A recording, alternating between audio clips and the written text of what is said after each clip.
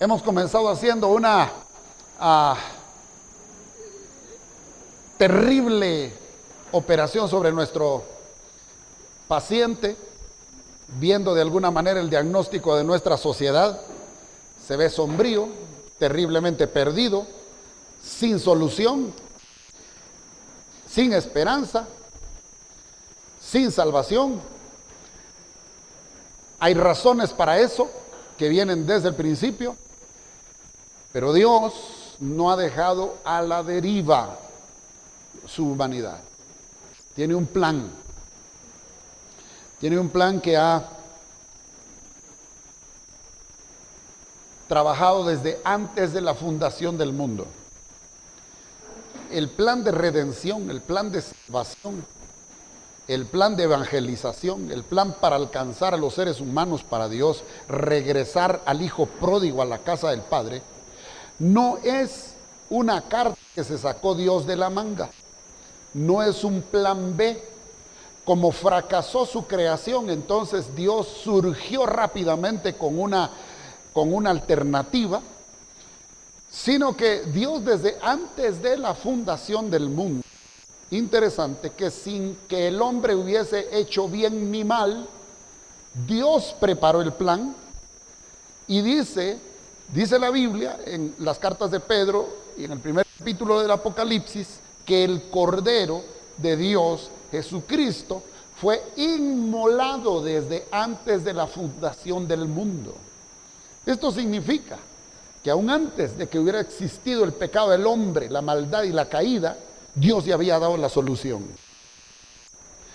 El iniciador del plan es Dios, Dios el Padre. Regresamos a nuestro versículo original de Juan 3:16. De tal manera amó Dios al mundo. Es un plan nacido del amor. Es un plan nacido, como les dije, sin que hubiera hecho bien o mal el hombre, Dios lo dispuso. Esto significa que no hay bondad moral en el hombre que obligue a Dios a salvarlo. No hay ninguna cosa buena en nosotros, no hay nada bondadoso en nosotros por lo cual Dios se decante para salvarnos. Pero tampoco hay pecado grosero, terrible y tan bajo y tan oscuro como que detenga de que Dios no pueda salvar al hombre. Es que el plan de redención fue antes de que el hombre existiera y antes de que existiera el bien y el mal. Dios Padre es el gobernante y proveedor de la redención. Dios Hijo, Jesucristo, es el Redentor. Juan 3:16, de tal manera amó Dios al mundo que dio a su Hijo unigénito, para que todo aquel que en él crea no se pierda, sino que tenga vida eterna. La palabra redención podemos también llamarle sustitución. ¿Alguno de ustedes ha empeñado alguna vez? Qué bueno que no han tenido necesidad, ¿verdad? Pero cuando una persona va al Montepío, o como le llaman a la casa de empeños, porque necesita dinero, capital, o porque tiene una herramienta, un bien, y lo empeña, y le dan dinero y se lo gasta, y después cuando tiene para pagar, viene y redime. Redención, redime el bien y lo recupera, paga y lo recupera. A eso se le llama redención. El hombre está perdido, el género humano está perdido en sus delitos y pecados, y el hombre no solo es deudor, sino que está en bancarrota, no puede resolver su problema. Entonces viene Cristo, siendo Dios, se hizo ser humano, tomó la naturaleza humana en Jesús, y Él murió en la cruz para pagar por nuestros pecados. De esa manera recupera Dios al hombre. Eso significa redención. Por eso es que a Jesús se le llama el Redentor. Es decir, Él pagó para recuperar lo que estaba perdido. El Espíritu Santo es el ejecutivo del plan de salvación.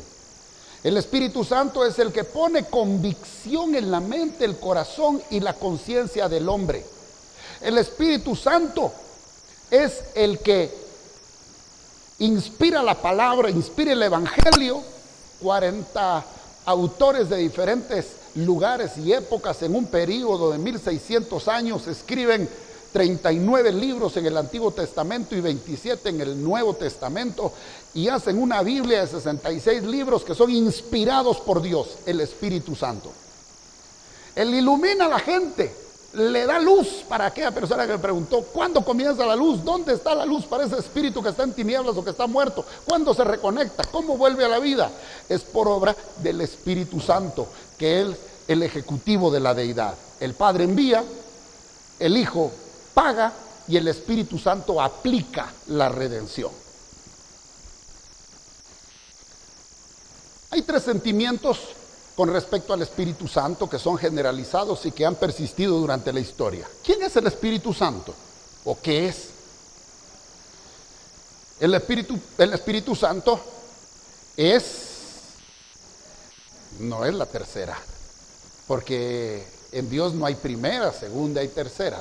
La tercera, la alusión tercera es un acuñamiento que se hizo en la Iglesia romana de hace algunos años para designar a la persona del Espíritu Santo. Orden en el sentido de que sea mayor el Padre, menor el Hijo y muy menor el Espíritu Santo. Pero así se le ha reconocido como la tercera persona. El Espíritu Santo es una de las personas en la divinidad. Nosotros no es que seamos politeístas, y esa es la posición de los triteístas, que dicen que son tres personas, son tres dioses, y por eso es que los judíos no están muy de acuerdo con los cristianos y atacan la doctrina cristiana porque creen que nosotros somos politeístas, piensan que creemos en tres dioses diferentes, Dios Padre, Dios Hijo y Dios Espíritu Santo. Pero nosotros creemos en la Trinidad.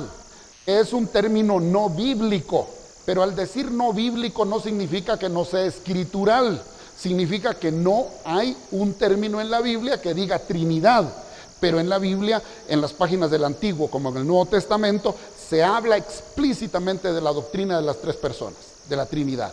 La Trinidad es un término que acuñó Tertuliano entre el siglo II y III después de Cristo, para referirse precisamente a ese misterio. Muy bien, los abelianos,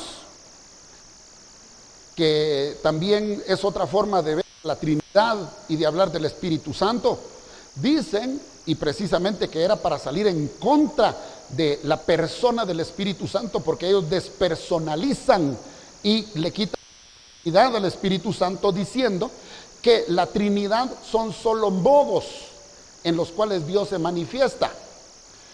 Por ejemplo, dicen que solo es un Dios y a veces se manifiesta como Padre, a veces como Hijo y a veces como Espíritu Santo, pero es solo uno, que en el Antiguo Testamento fue el Padre, en los Evangelios aparece Jesús y en el resto del Nuevo Testamento es el Espíritu Santo, pero ese es uno mismo, es solo uno.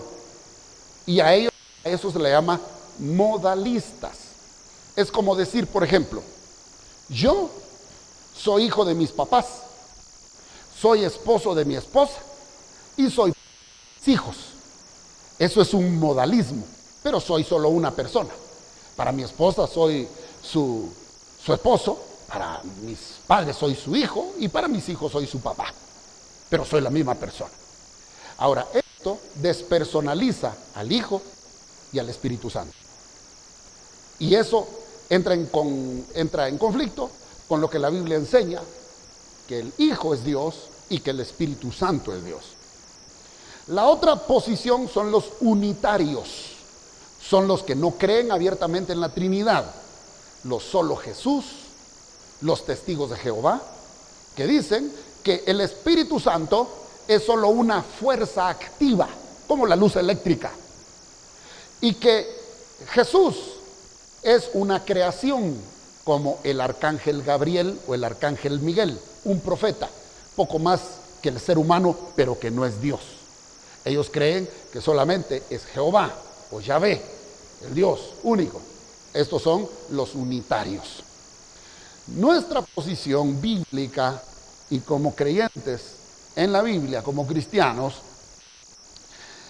es que la Trinidad es una comunidad, una familia de 3 personas divinas que hacen una sola divinidad, un solo Dios, que comparten la misma sustancia, que son coexistentes, coeternos,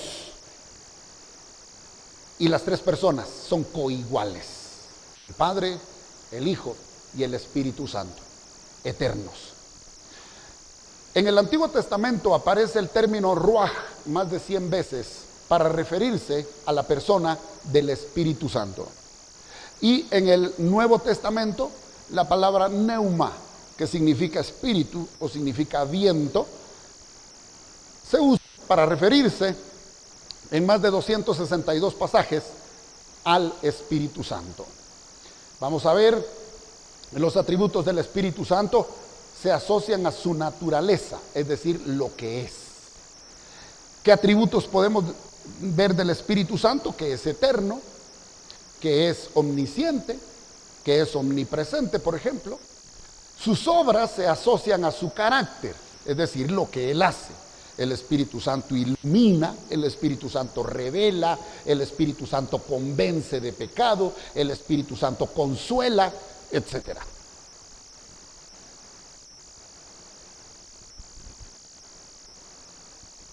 Vemos ahí los atributos divinos, y esta presentación, no se preocupen si no ven ahí para tomar nota, yo les voy a enviar, aunque en sus notas creo que está la mayoría de las citas bíblicas.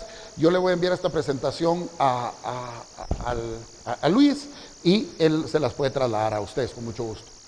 Pero dentro de los atributos divinos del Espíritu Santo podemos mencionar eternidad, omnipotencia, omnipresencia, omnisciencia, amor, bondad y santidad.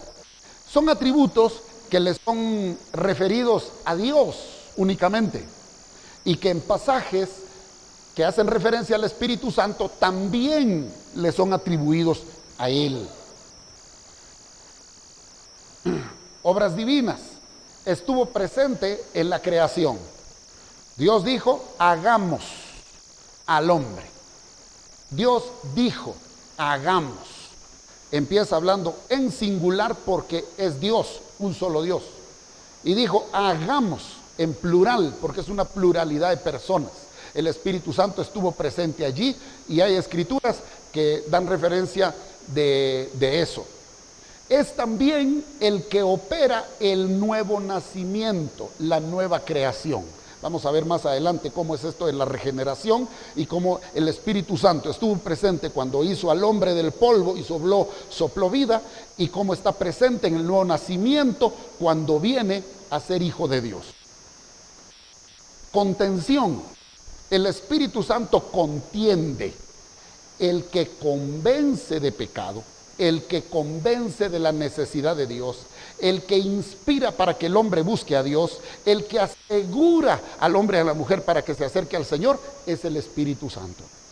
Hay algo que nos llama, hay algo que nos empuja, hay algo que nos alienta, hay algo que nos hace levantar para buscar al Señor día a día, en cada momento, en los momentos de necesidad o cuando nosotros estamos contentos, etc. Es el Espíritu Santo el que redarguye también de pecado. De repente, nada ni nadie puede convencernos que estamos mal, pero hay alguien que puede venir hasta lo más profundo, que conoce los pensamientos y que conoce el corazón y las intenciones del corazón, y ahí no tenemos nosotros salida, no nos podemos zafar. El Espíritu Santo lo pone a la luz, el Espíritu Santo nos convence y decimos: sí, la regué, fallé. El Espíritu Santo inspira. Según de Timoteo 3:16 dice: toda la escritura es inspirada por Dios y es útil. El que inspira las escrituras es el Espíritu Santo. Él tomó a aquellos hombres de Dios, puso la idea del corazón de Dios en su mente y en su corazón, y usó su cultura, usó su lenguaje, usó su preparación, y escribe en las Sagradas Escrituras, y nos llega hasta el día de hoy. Por eso es que vemos que aunque son diferentes libros y ninguno es igual, son plumas distintas, Dios aprovecha la cultura, aprovecha la preparación académica, aprovecha la posición de los hombres que fueron autores o escritores terrenales. Entre ellos habían reyes, habían sacerdotes, soldados, habían recogedores de higos, habían pastores de ovejas, habían, en fin, una serie de hombres que escribieron las Sagradas Escrituras inspirados por el Espíritu Santo. No fue un dictado mecánico en que en algún momento entraron en algún éxtasis y escribieron sin saber que estaban escribiendo, no. Las escrituras tienen el carácter de quien escribió. La escritura de Pablo expresa el carácter de él, pero obviamente fue el Espíritu Santo el que lo guió a ver qué escribía o qué no escribía. Lucas se dio a la tarea de hacer una investigación periodística y escribe el libro de Lucas y el libro de los Hechos. 2 tomos, un solo libro, un solo autor. Y por mucho tiempo él se dedicó a traer toda la información que había en el primer siglo. Y él escribió de toda esa, pues, una nube de información que había en el primer siglo, que no estaba la Biblia todavía completa. La Biblia se completó cerca de 200 años después de Cristo. Entonces lo que habían eran fragmentos de dichos, de parábolas de Cristo, de algunos sermones y de experiencias, etc. Entonces él se dio a la tarea de recolectar toda esa información que había durante el primer siglo y, guiado por el Espíritu Santo, escribió lo que hoy tenemos como su Evangelio y el libro de los Hechos. Y en Lucas 1:35 vemos el engendramiento de Cristo. Viene el ángel Gabriel y le dice: el santo ser que nacerá en ti, le dice a María, va a ser obra del Espíritu Santo. Quien lo engendra en su vientre es el Espíritu Santo. Ese es un privilegio, es un milagro que le corresponde al Espíritu Santo. Ahora, quiero que veamos algo para completar lo que veníamos hablando en la sesión anterior. Quedaron dudas, algunos me abordaron para hacerme unas preguntas. ¿Qué pasa entonces con el espíritu del hombre? Hay espíritu del hombre, está muerto, vivo, medio vivo, desactivado, desenchufado, al fin, ¿qué? Bien. El hombre está muerto en sus delitos y pecados. Está lejos de Dios, está alienado, es una de las consecuencias. La depravación total del hombre es una enseñanza bíblica y nos dice que el hombre está lejos de la gloria de Dios. Su espíritu está inhabilitado, como que no existiera. Por eso es que dice que está muerto, no tiene posibilidades por sí mismo de comunicarse a Dios. Entonces, ¿qué sucede? ¿Cómo resolver este panorama que ya vimos de la condición del hombre? Sucede un milagro que se llama el nuevo nacimiento. Dijimos que el hombre está muerto, no sabe, no puede, no quiere, no entiende hacer lo bueno. No sabe cómo hacerlo. Ha tendido puentes, ha tratado de tender puentes hacia Dios, pero no logra llegar a Él. Entonces, ¿quién toma la iniciativa? La iniciativa la toma Dios por el Espíritu Santo. El Espíritu Santo es el que encuentra a ese hombre, a esa mujer muerta, a ese espíritu muerto, lo toma y le da vida. Ese espíritu ahora vivo abre los ojos y se da cuenta del horror hacia donde se dirige, al infierno. Está perdido, pero también puede ver la solución y comprende la solución que hay en Cristo Jesús en el Calvario.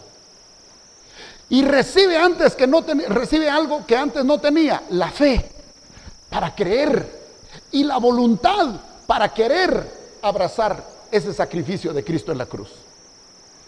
Por lo tanto, no es una decisión, por lo tanto no es un acto de mi voluntad, porque estaba muerto. El primer milagro sucede cuando el Espíritu Santo me da vida. Y puedo yo ver mi necesidad y ver la solución. Recibir la fe y la voluntad de parte de Dios para creer. ¿Sabe usted cuáles son los dos más grandes hechos del milagro de la salvación? Es la fe y el perdón. La fe que provoca el Espíritu Santo en nosotros para creer lo que hizo Cristo y para recibirlo en nuestro corazón y recibir ese perdón de nuestros pecados para ser hijos de Dios. En ese momento se encontraba Nicodemo cuando vino a Jesús una noche y le dice, ¿cómo se entra al reino de los cielos? Y Jesús le dice, aquel era un erudito en las cosas de Dios, era un rabino, y le dice, te es necesario nacer de nuevo. Porque a menos de que nazcas de nuevo, no puedes ver el reino de Dios. ¿Cómo así? Le dice, ¿será posible que yo ya siendo viejo entre en el vientre de mi madre? Juan capítulo 3. No le dice, el que nace del agua y del espíritu, el que nace de la palabra y del espíritu, dice, no solo puede ver, sino que puede entrar al reino de los cielos. Porque lo que es nacido de la carne, carne es. Y lo que es nacido del espíritu, espíritu es. El nuevo nacimiento entonces es la obra del Espíritu Santo dándole vida a ese espíritu que estaba muerto para tener la fe y la voluntad de creer en Cristo como Señor y Salvador. Romanos capítulo 10 y versículo 8 dice, esta es la palabra de fe que predicamos. Si creemos en nuestro corazón que Dios lo levantó de los muertos y confesamos con nuestra boca que Él es el Señor, somos, ¿qué dice? Salvos. Entonces el nuevo nacimiento nos provoca en el corazón hablar. Entonces recibimos el maravilloso milagro que se llama salvación. La salvación es un proceso. Es un proceso que comienza reconociendo por fe, Jesús estuvo en mi lugar y ahora soy justo delante de Dios. No hice nada, solo creer en lo que Él me dio. A eso se le llama la justificación por fe. Puedo estar delante de Dios porque el justo murió por el injusto. Y en ese momento también se da la adopción. Juan 1:12. A los suyos vino, los suyos no le recibieron, pero los que le recibieron recibieron el poder de ser hechos hijos de Dios. Entonces, ¿todo el mundo es hijo de Dios? ¿Acaso no todos somos hijos de Dios? Sí y no. Sí somos hijos de Dios todos por creación, así como lo es esa flor del campo, así como lo son los árboles, los delfines, como son los tigres, como es el perrito de la casa, como son todos los seres humanos por creación, somos hijos de Dios. Pero por redención, solo aquellos que reciben a Jesucristo como Señor y Salvador. Por eso es que yo les digo, mis estimados, amados hermanos, que no es portándonos bien que se va a salvar la gente, sino cualquiera se salvaría, porque hay buena gente en el mundo. Lo único que va a salvar a la gente es el Evangelio, la palabra y el Espíritu Santo. Nadie puede nacer de nuevo sino por el agua y el Espíritu, por la palabra y por el Espíritu. Nosotros tenemos una comisión y es hablar, es predicar, es compartir esto. Esto necesita el mundo. Esta es la única salida, esta es la única solución. El hombre se inventa muchas cosas, pero la única solución ya está dada.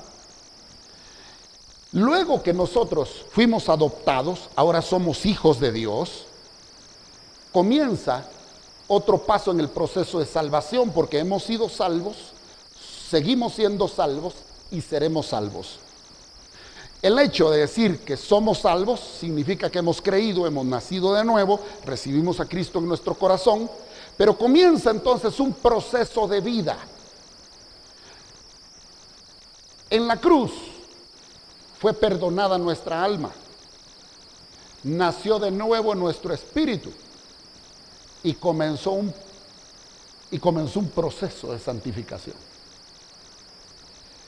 Cuando nosotros recibimos a Cristo, nuestra alma no le pasó mayor cosa, nuestro cuerpo siguió igual.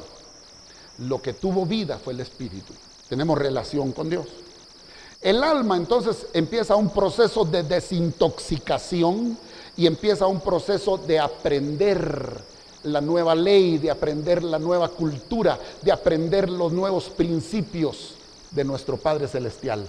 Antes vivíamos de acuerdo a los principios de este mundo. Ahora empezamos a dar frutos. Efesios capítulo 2, versículos 8 al 10. Por gracia sois salvos por medio de la fe. Y esto no de vosotros, no por obras, para que nadie se gloríe. Es decir, nadie puede ir delante de Dios y decirle: yo me merezco el cielo, yo me merezco la gloria, porque no dije malas palabras, porque siempre di mi limosna, porque ayudé a los pobres y siempre di los diezmos, me merezco la entrada. Para que nadie se gloríe. Es por gracia, es un regalo y es por medio de la fe. No por obras, para que nadie se gloríe.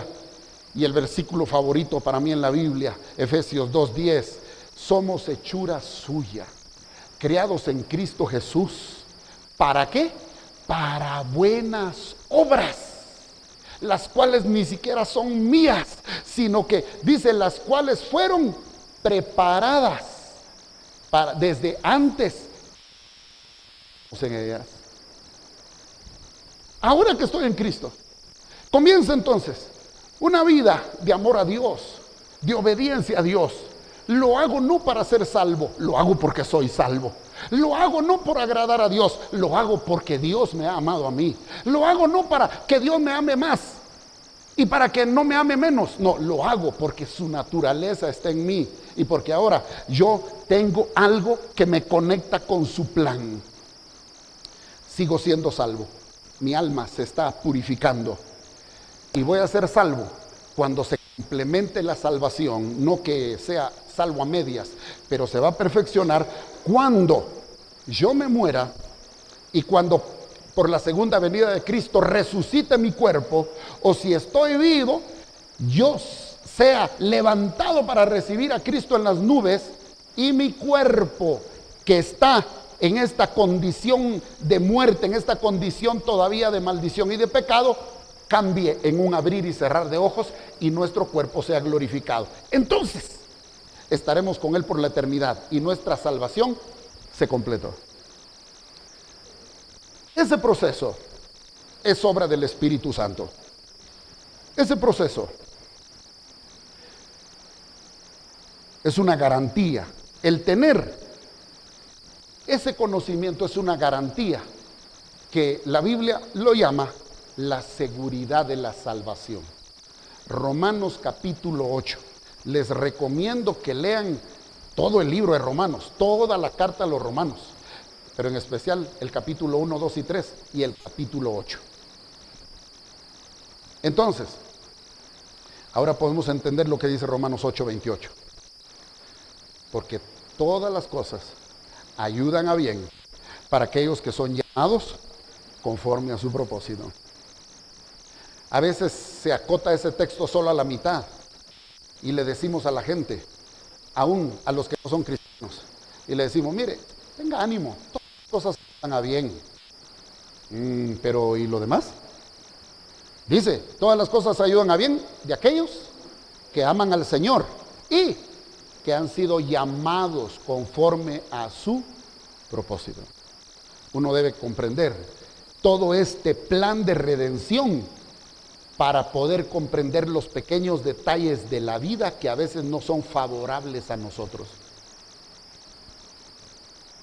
Van a haber dificultades, van a haber dolores, van a haber desaciertos, vamos a cometer equivocaciones, no van a salir las cosas a veces como queremos, pero aún en medio de esas situaciones podemos comprender que todo está bien y que todo detrás va a traer algo bueno. ¿Por qué? Porque conocemos el más amplio plan, el plan de salvación. Bien, escucharon la pregunta de la hermana, ¿verdad? ¿Qué pasó con Adán y Eva? ¿Se salvaron? Resulta que fue a los primeros que Dios les predicó, los evangelizó. Génesis 3:15 les habla de esperanza, les dice, la simiente de la mujer, dice, El enemigo, la serpiente, le picará en el talón, pero él le aplastará la cabeza. Además, dice la Biblia, ¿cómo estaban ellos antes en inocencia? Estaban desnudos. Una vez ellos cometieron el pecado de desobediencia, se les abrieron los ojos y entró en ellos dos cualidades humanas que todo ser humano sufre en la vida. Es la culpa y la vergüenza. Y ante estos dos males humanos, el hombre no tiene respuesta. El único que tiene solución es Cristo, para la culpa y para la vergüenza. Ellos, por vergüenza, lo que se pusieron encima fueron las hojas de higuera. Pero Dios lo que hizo, no solo para cubrir su vergüenza, sino para tratar su culpabilidad de su pecado. Como yo les dije, Dios no pasa por alto los pecados. Dios no tolera los pecados. Dios lo castiga. Entonces lo que hizo fue hacer el primer sacrificio de animales. Porque lo único que paga el pecado es la sangre, es decir, la muerte. Ellos fueron cubiertos por Dios con, dice, pieles de animales. Así fue como Dios redimió a Adán y a Eva de su maldad. Ok. En primer lugar, esta es una profecía de Ezequiel, ¿verdad? El valle de los huesos secos. Que la profecía en primer lugar está dirigida al pueblo de Israel. Y por extensión a los creyentes del último tiempo, a través de la obra del Espíritu Santo por el Evangelio. Que de un pueblo muerto que está solo los huesos, es el Espíritu el que viene y da nueva vida. Es una muy buena ilustración para el nuevo nacimiento. Una nueva generación que se levanta como un ejército y está en comunión con Dios. Creo que usted preguntó también sobre el Espíritu del hombre, el Espíritu Santo o la llenura del Espíritu, algo así. El bautismo. Ok. El nuevo nacimiento es obra del Espíritu Santo. Entonces, la primera obra que el Espíritu Santo hace es que oigamos la palabra. Pero ¿cuántas veces oímos el Evangelio y no le hicimos caso? Leímos libros, oímos programas, vimos en la televisión, escuchamos algún consejo de alguien y como que entró por aquí y salió por aquí. A eso se le llama la gracia común, el llamamiento común. Todo mundo tiene la opción de oír de Dios. Pero solo los que por la obra del Espíritu Santo tienen un llamado eficaz, que así se le llama en la Biblia, así es una doctrina que se le llama, despierta su espíritu para que oiga la palabra y en ese momento cree. No creyó varias veces antes. Y no es cuestión de que le convencieron al fin. No es porque al fin le encontraron, le pusieron el dedo en la llaga. No, es que en ese momento fue el Espíritu Santo nuevo, creer, agarrar con fe la obra, la solución que el Señor le estaba dando.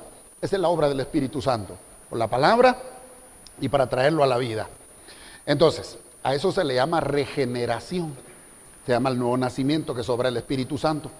Entonces, cuando la persona, cuestión de segundos, reconoce a Jesús en su corazón como Señor y salvación, como su Señor, como su Salvador, y lo confiesa como su Señor, en ese momento él recibe, nosotros decimos recibe a Cristo, pero la verdad es que a quien se recibe es el Espíritu Santo. No solamente nace de nuevo nuestro espíritu, sino que ahí donde está nuestro espíritu, en esa dimensión espiritual, el Espíritu Santo hace morada. El Espíritu Santo habita para siempre allí. El Espíritu Santo entonces está en nosotros. Ya no está lejos, ya no está en un templo, ya no está solo en algunos. Ahora está en todo creyente nacido de nuevo. A eso se le llama nuevo nacimiento, y a eso se le llama regeneración, y a eso se le llama sello del Espíritu Santo. Sello. Presenta delante de Dios, este es de los míos, este está vivo. Nos identificamos con los que estamos en el Espíritu. Luego en el proceso, nosotros comprendemos que el Espíritu Santo no está ahí solo por adorno, no está ahí solo para sellarnos, sino que dice en Hechos capítulo 1 y versículo 8, y recibiréis poder cuando venga sobre vosotros el Espíritu Santo. Y eso se lo está diciendo Jesús a sus discípulos, que en Juan 22, que en Juan el Evangelio, unos capítulos antes, unas páginas antes, les dice, reciban de mi Espíritu, y sopló en ellos. su espíritu. En ese momento nacieron de nuevo, en ese momento fueron salvos. Pero en Hechos capítulo 2 se da la promesa del Padre por el profeta Joel, que dice: en los últimos días derramaré de mi espíritu sobre toda carne, y profetizarán, hablarán en lenguas, tendrán visiones, y etcétera, etcétera. Y reciben el bautismo del Espíritu Santo. Tienen una manifestación de hablar en otras lenguas, tienen el poder de testificar, y se habilitan en ellos los dones, las capacidades del Espíritu Santo para profetizar, para sanar, para echar fuera demonios y para ser testigos eficaces del Evangelio de nuestro Señor Jesucristo. Ese es el bautismo del Espíritu Santo. Ok, ¿cómo hacer para que una persona que anhela el bautismo del Espíritu Santo lo reciba? Es pedirlo a Jesucristo, quien es el que bautiza en el Espíritu, y recibirlo por fe. Así como cuando usted nació de nuevo y recibió a Cristo, por fe, de esa misma manera, por fe, recibir el bautismo del Espíritu Santo y empezar a hablar en lenguas y empezar a ser guiada por Él. Así de fácil. La disposición del corazón.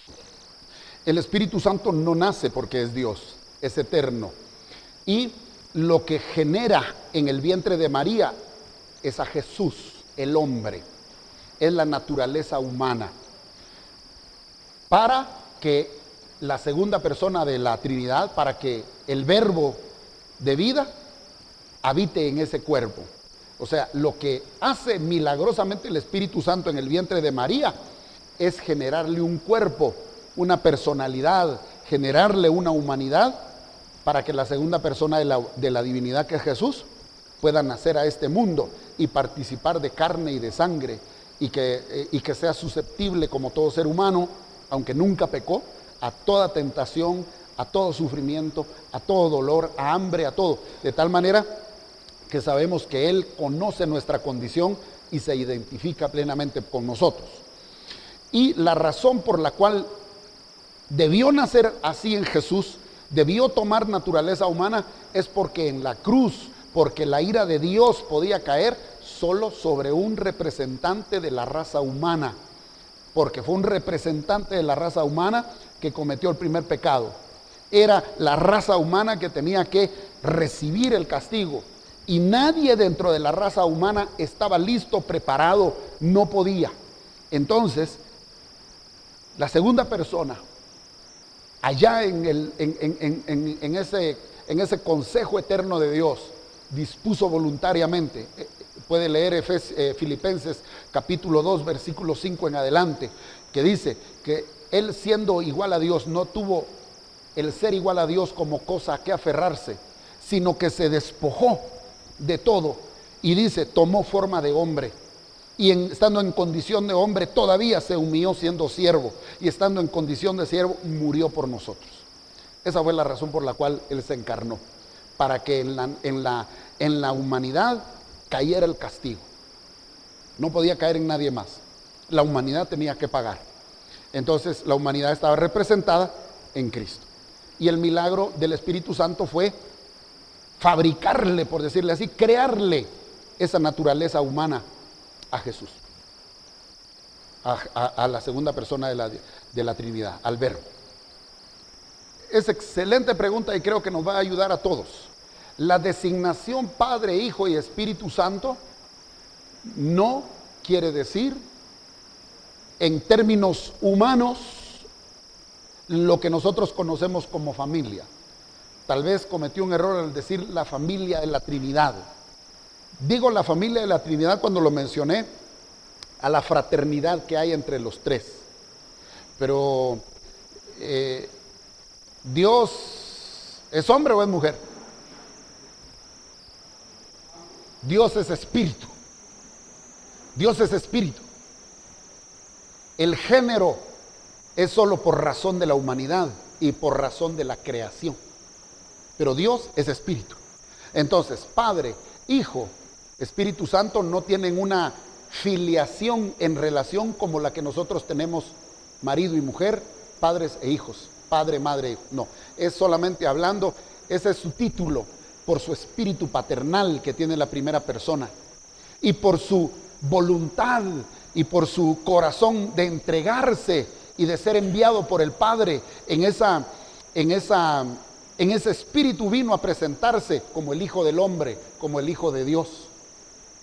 porque Jesús estaba siendo tipo, como dije, del hijo pródigo, estaba siendo tipo de la humanidad perdida, pero Él vino a darnos el modelo de un hijo obediente, de un hijo amado, de un hijo que está en concordia y en armonía con el Padre. Por eso es que cuando Él se dio a conocer como hijo de Dios, pero para darnos modelo de cómo nosotros podemos ser ahora en nuestra relación con Él. No significa que un día Jesús no existía y que en algún momento Dios lo generó, porque Jesús es eterno y es Dios también. Es solamente una designación por su función. Si le dejo por lo menos la chispa para seguir investigando, gloria a Dios. Y de hecho en la Biblia, Él no tiene el nombre de hijo. Él en la Biblia, su nombre como segunda persona de la Trinidad, aunque no está correcto que le pongamos primero, segundo, tercero, ¿verdad? Pero hablando de la segunda persona de la Trinidad, se designa a sí mismo como verbo. Él es el verbo. En el Antiguo Testamento se le conoce como la sabiduría de Dios o el ángel del Señor. Pero es en la traducción del Nuevo Testamento y en uno de los concilios de las primeras iglesias que ellos tradujeron el término filioque a hijo en español. Pero ese término, el cual hablaba de la segunda persona en su relación con Dios el Padre, no es una relación similar, como decía el hermano, de jerarquía familiar humana. Es más cuestión semántica que Jesús sea hijo, porque fue generado del Padre. Él su condición es de Dios, eterno, y su nombre es el Verbo. Aunque si usted lee la Nueva Versión Internacional, por ejemplo, ese pasaje no se encuentra ahí. Es un pasaje que está en discusión. Algunos dicen que esa Biblia no está completa, otros dicen que esta Biblia tiene de más.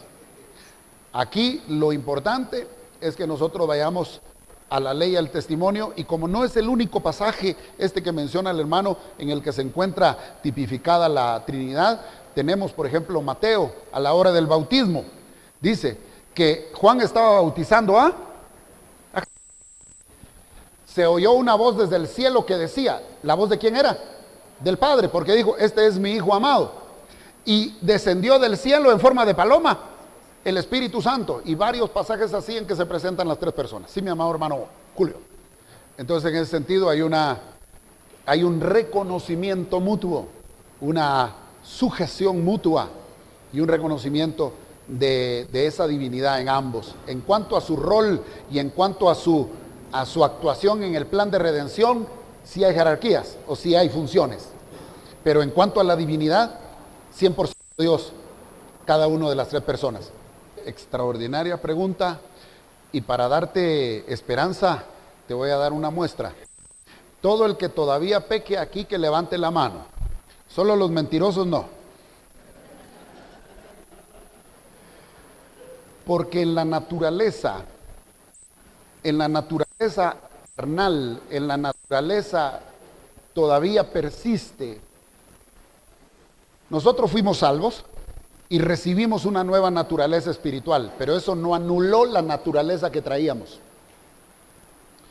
Esa naturaleza que traíamos nos divide en dos grupos de personas en la iglesia. En el mundo hay dos grupos de personas, los salvos y los perdidos. En la iglesia hay dos grupos de personas, los carnales y los espirituales. Los carnales son los que, siendo hijos de Dios, siendo perdonados y siendo salvos, se les hace difícil ser fieles a Dios. Tienen debilidades que no logran rendir al Espíritu Santo. Están batallando con una y otra cosa. Y siguen, ¿verdad? Y a veces van de mal en peor. Los espirituales, ¿qué son los espirituales para ustedes? Son los menos carnales que los carnales. No es cierto, porque los carnales son los que pecan, ¿verdad? Y tienen dificultad. Y los espirituales son los que lo hacen un poquito menos. Pero de todas maneras tenemos todavía esta condición humana, que se va a resolver hasta que el Señor venga o hasta que nos vayamos a la tumba, José. Ahora, yo no estoy haciendo apología por el pecado, porque no es la primera vez que me preguntan. Es más, en la universidad me acaban de, porque enseño teología en la universidad, y me acaban de decir, pastor, pero si nosotros predicamos desde el púlpito que no se pierde la salvación, a todo mundo va a salir a hacer pachanga y a pelear, a pecar. Entonces yo le digo, mire, el que es hijo, siempre será hijo. Y el que no es hijo, aunque uno le ponga el cielo abierto o el infierno abierto, de todas maneras va a salir a pecar. El que es salvo siempre lo es, porque no es obra que dependa de mí. Si yo peco hoy, ¿será que Dios me ama menos? Si me porto bien hoy, ¿será que Dios me ama más? Dios no me ama más ni me ama menos. Me amó todo en Cristo Jesús. Entonces, lo que sucede es que ahora nosotros tenemos algo que se llama una alma o mentalidad que puede tender para el cuerpo o para el espíritu, para el asiento de la pecaminosidad o para el asiento del espíritu. Gálatas dice que hay dos naturalezas peleando en nosotros, la carne y el espíritu. Y dice, hagan morir las obras de la carne, haciendo vivir las obras del espíritu. Entonces lo que ahora nos corresponde a nosotros es hacer el esfuerzo, tener la voluntad y ser obedientes en cada día más, inclinar nuestra voluntad, fijar nuestra voluntad en el espíritu. Es como que yo me fuera del brazo, o es como que yo tuviera dos siamesas, una de este lado y otra de este lado, pegado a mí. ¿Saben qué son las siamesas, va? Los que nacen pegados. Esta siamesa es el espíritu y esta siamesa es la carne. Si yo me hago solo para este lado, de este lado me voy a llevar todo lo demás. Pero si yo pongo mi mentalidad de este lado en el espíritu, dice la Biblia que por poner yo mi mirada y mi mente, mi corazón y mi esfuerzo de este lado, voy a hacer morir esta parte. Al área pecaminosa se le puede hacer morir a base del olvido, a base de no darle importancia, a base de estar en la palabra, rendirnos en oración, en ayuno, estar congregándonos, entregar cuentas a alguien, estar uno en este tipo de conferencias que no solamente nos abren la mente, sino que nos la revolucionan, ¿no es cierto? Y poder ir a la palabra, a la oración y a decir, Señor, yo aprecio mucho lo que dijiste, José, porque yo sé que es obra del Espíritu. No es porque yo sea buen facilitador o porque esté sentado a la par de las mejores personas. ¿Ya vieron lo que hace la palabra? La palabra hace lo que José está diciendo y lo que no muchos tal vez podemos decir alrededor de esta mesa. Nos confronta y nos pone delante de Dios y de la situación para decir, yo tengo que hacer ajustes en mi vida. Aunque yo ya la hice y soy hijo de Dios, tengo que hacer ajustes para vivir de acuerdo a esa profesión de fe que hice. La Biblia dice, ya con esto, hermana, Primera de Juan capítulo 2 y versículo 1, dice, estas cosas os escribo, hijitos míos, para que no pequen, pero como ya los conozco, abogado tenemos para con el Padre, a Jesucristo el justo. Primera de Juan 1:9 dice que si confesamos nuestros pecados, Él es fiel y justo para perdonar nuestros pecados y limpiarnos de esa maldad que viene de allá atrás, de esa pecaminosidad. En la medida que yo me consagre, en la medida que yo me acerque más, en la medida que yo batalle y haga morir las obras de la carne, cada día yo le voy a estar dando gloria a Dios y va a estarse manifestando en mí la imagen de Cristo. Es una lucha, no es fácil.